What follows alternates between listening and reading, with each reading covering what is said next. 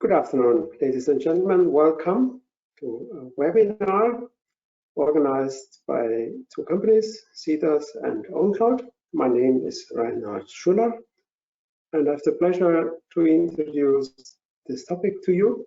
The topic is secure file sharing, a real-life use case. This is the agenda for today's talk. We have a short introduction, and then I will have the pleasure to lead into the topic. How are we working today? Some key observations, how work is happening today. And then we would move to the use case and the demonstration. It shows an ad hoc sharing that is really easy and safe about negotiating a contract with a few, actually 3 people from different views are looking at the same document and negotiating a contract.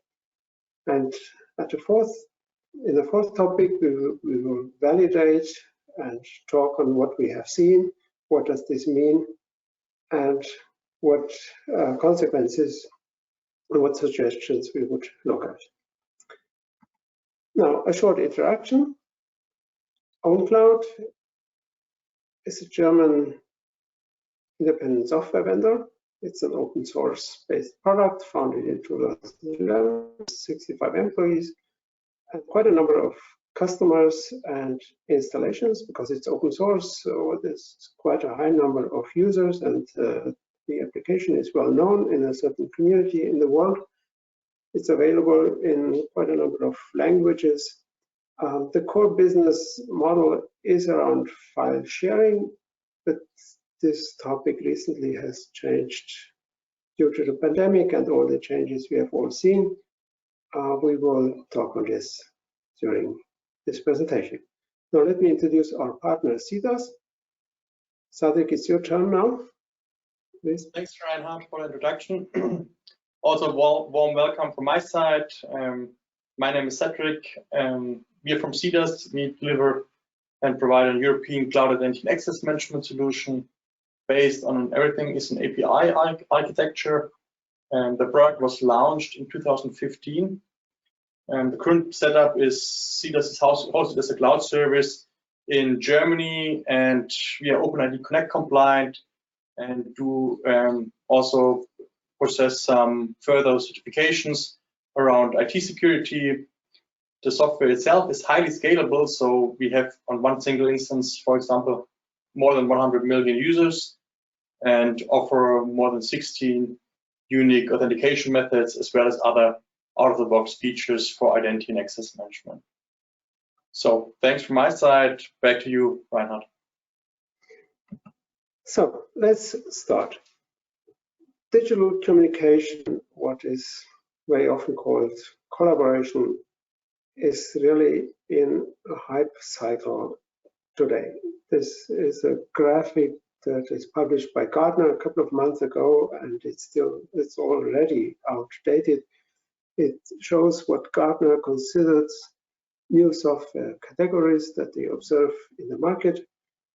I'm not sure we will have to remember the one or the other of all these categories. Some of them are pretty obvious.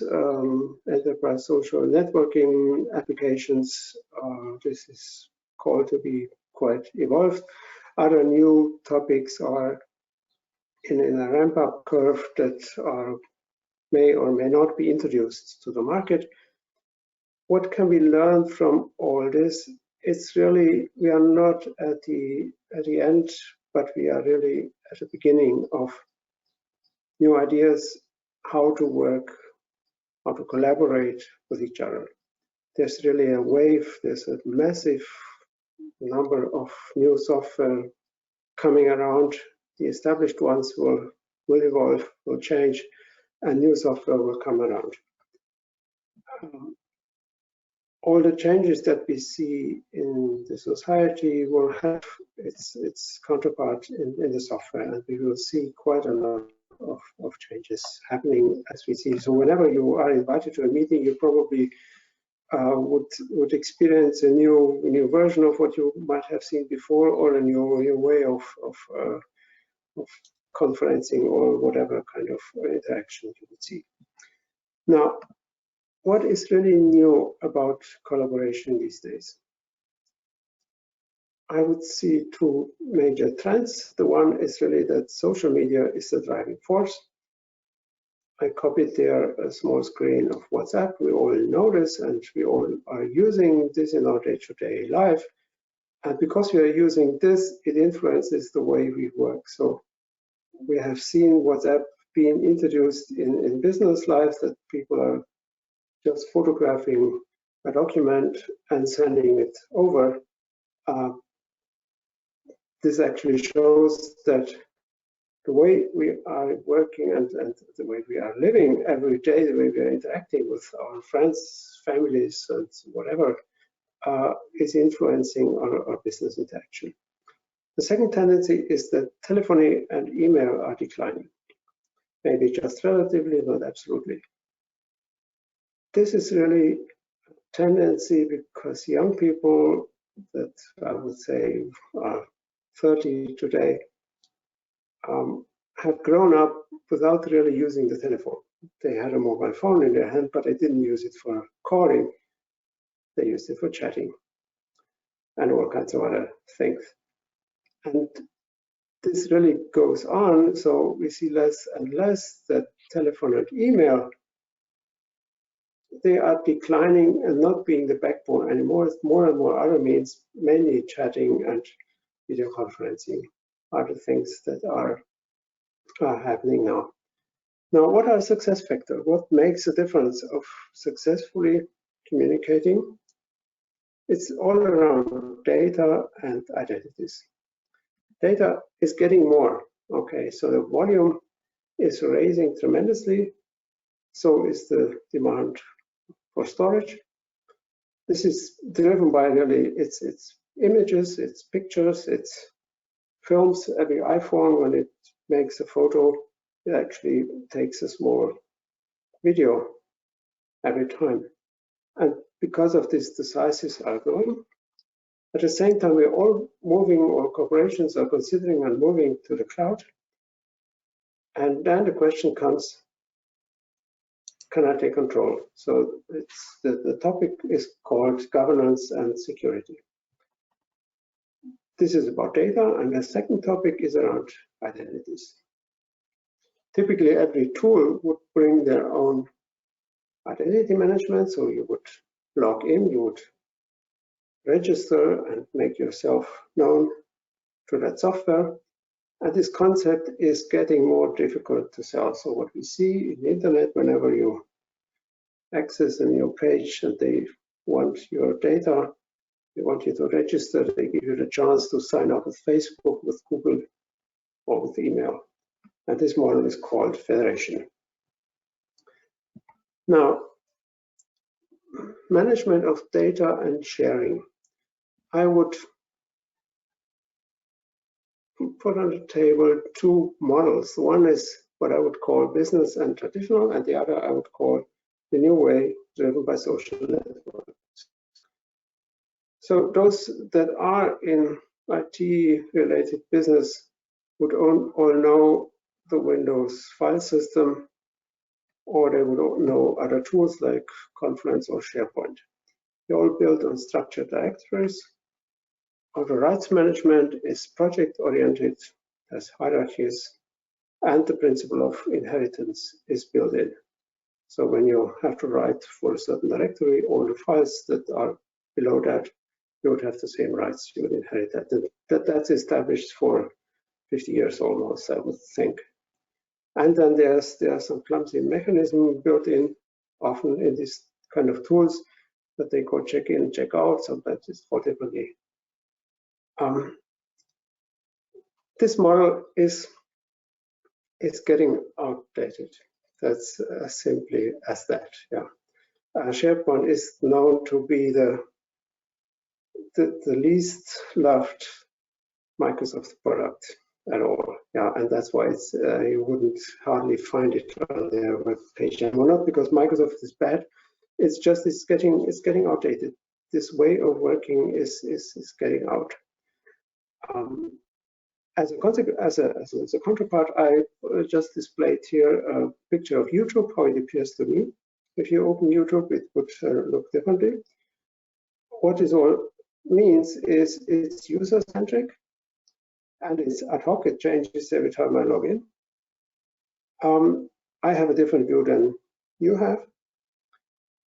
Its storage is chaotic, and it's bundled with an intelligent search to find, and it uses attributes to give me the movies that I'm interested in and display those to me. And actually, it artificially shows the structure, but there is no structure internally. It really has attributes and metadata to show me an environment. And those are enriched with all kind of artificial intelligence mechanisms that we often do not even realize, location-based services and all kind of other criteria why certain data is presented to me. Now, when talking about sharing documents, we have to discuss about security. This is subject to heavy regulation in Germany or in Europe. I have to say, in Germany, in Europe, this is the GDPR, European regulation. I copied here 3 examples of recent fines that have been issued. 2 smaller ones, one from Italy, one from Romania, and a more significant one from Spain. What these companies did that was subject to a fine, they disclosed the document to the wrong people. The most interesting is the middle one. It's actually a fitness studio in Romania.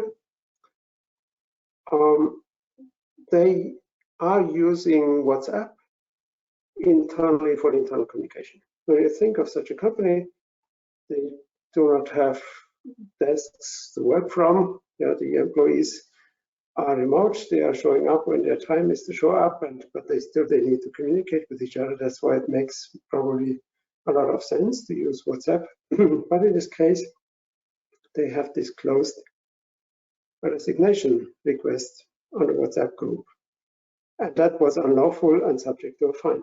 It actually shows what we have been talking of, that the use of social media, as you do the private life, is entering the business world, and sometimes people are using it the same way they would do in their private life, and this ends up in a fine for the company.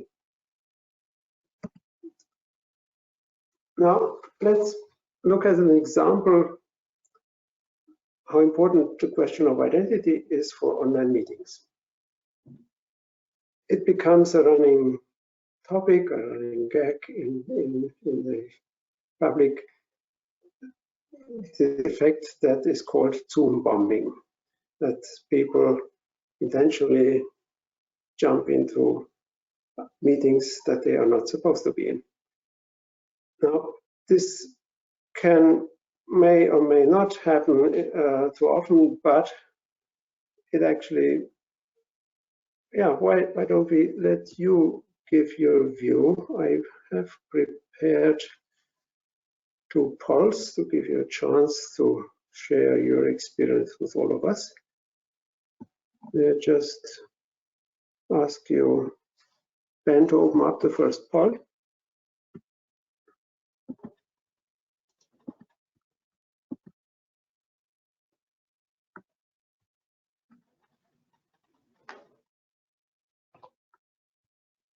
And I cannot see this. Is it live?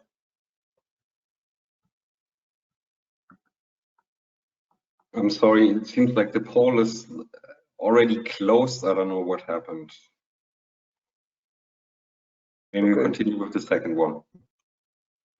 I'm afraid we might have to postpone this for a second. Ben, would you let me know when you're ready to open up the poll? So the question of entering or joining to an online meeting. Very often we would experience that some people are not able to log in. They need an account, they need to register maybe, or they have some other difficulties of joining. And then very often we would, when it then comes to sharing, very often we would tend, because it has to be quick, we would send documents around by email, or which is similarly in that we would send a public link. We would store the document somewhere, and we would share a link through email or through the conferencing software.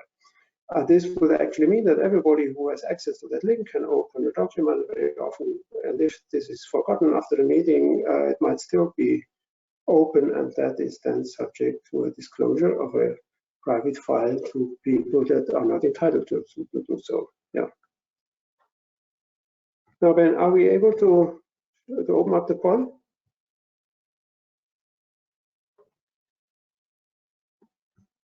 Doesn't look like. Okay. I'm very sorry. Was supposed to be fun, but unfortunately we are not able to open that for now.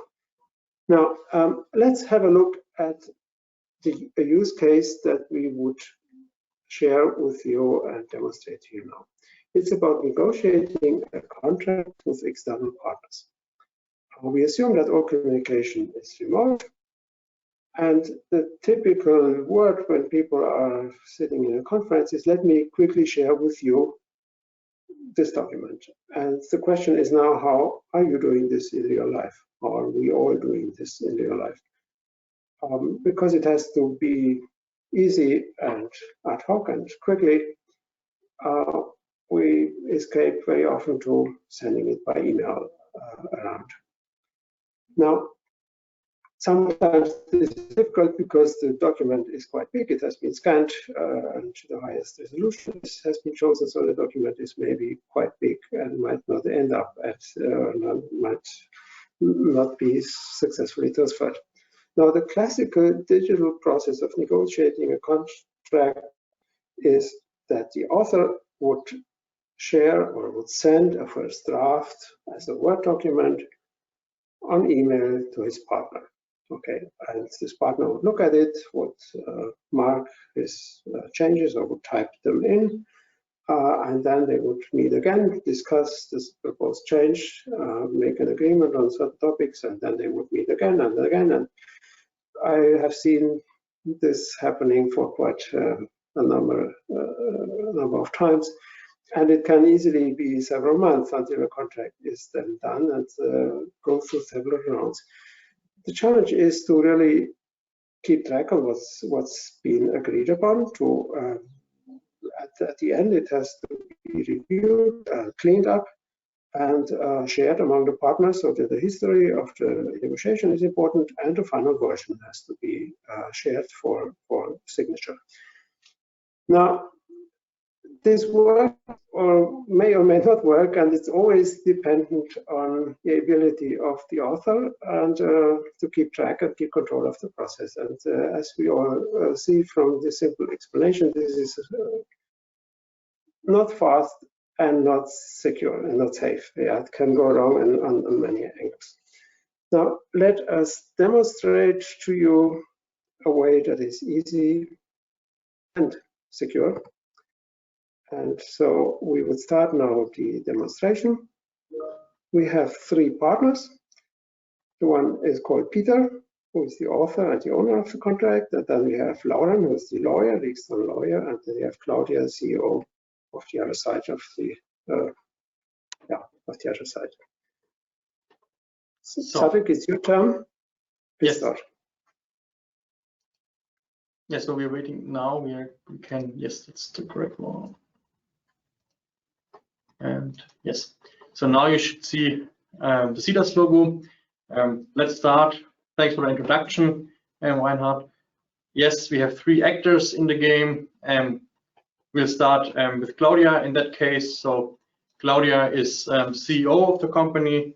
In the ownCloud environment, what we have set up in the demo environment, we have integrated cidaas as identity and access management solution.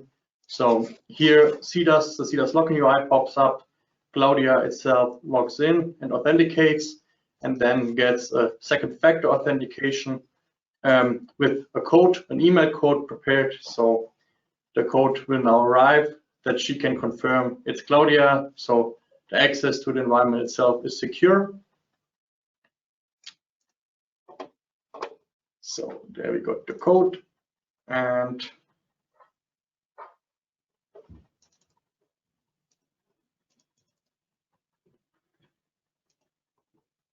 we can confirm.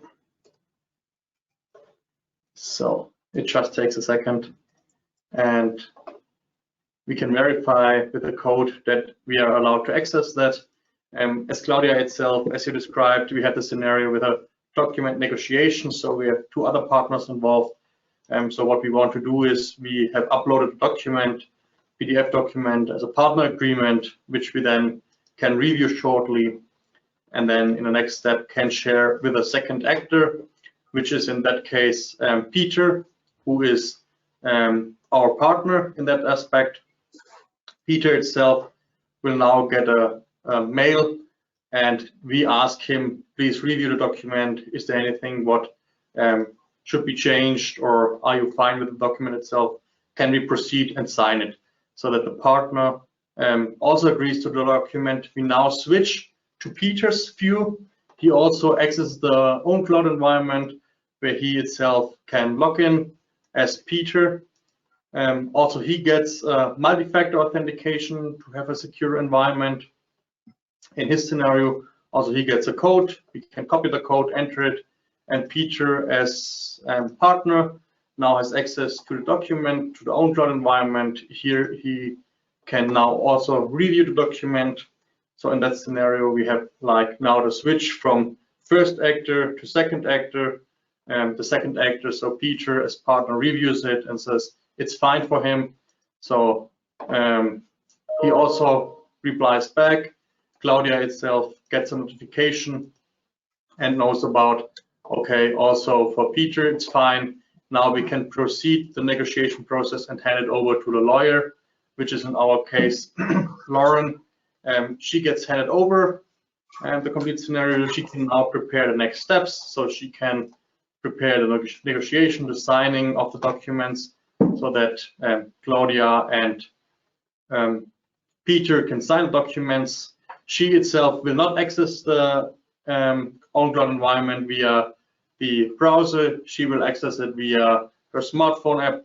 So she logs in, and via the ownCloud app, also in the ownCloud app itself, cidaas is integrated as identity and access management. So she's authenticated here, can review the document on the local device, and can then prepare the next negotiation steps. In that step, the final signing.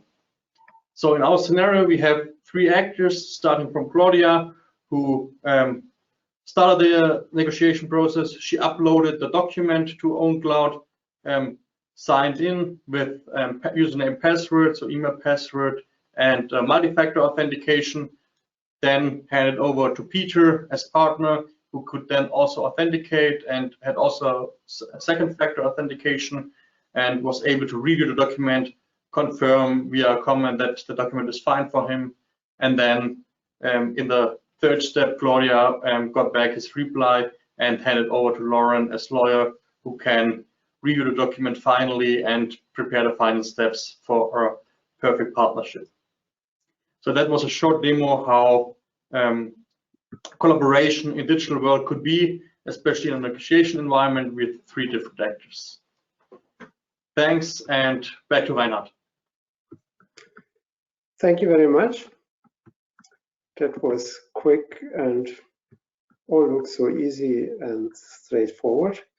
Now let's have a look what we have seen and what does this all mean. Now, what would this mean for an IT responsible person? It actually shows sharing must be easy and safe, as we discussed, and there are certain rules that would relate to a secure data store, and safe identities that would have to apply. So the IT topics for this would be really storage and governance to be assured, and the second is identity and access management are necessary to ensure and enable such an easy and safe way of sharing.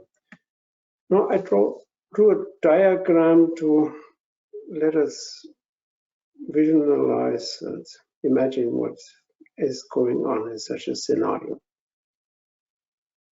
The internal user, I think it was Claudia in our example, the CEO, is working from home. So the internal user is not physically internal, he is working from home, and the corporate data is maybe or most likely not in the internet anymore, it's partly in the public cloud.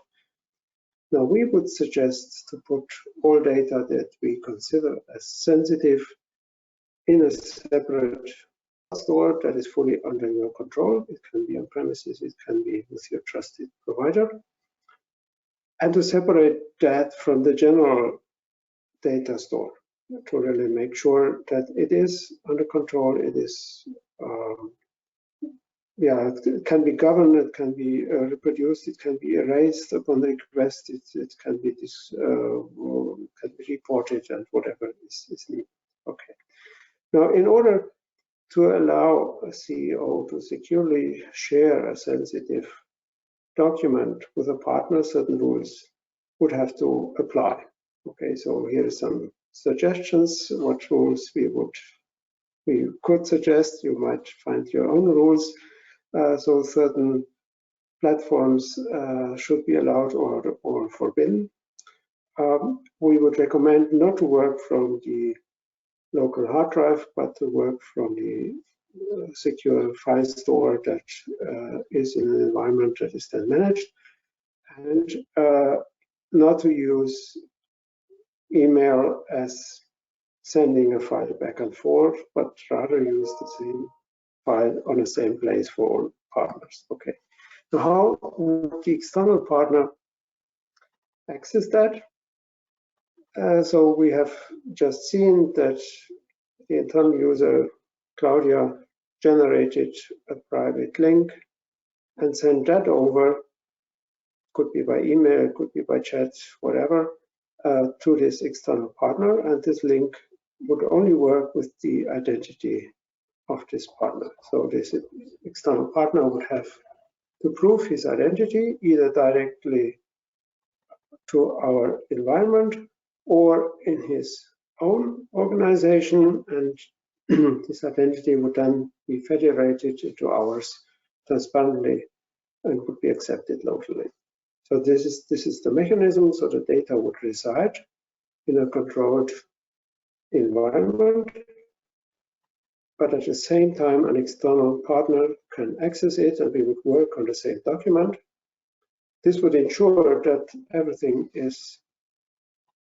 can be reproduced, everything can be followed. So it's really governance in the true sense, that we can follow what has happened, who has suggested what changes, what's done, what changes at what time, and that is essential for a safe and secure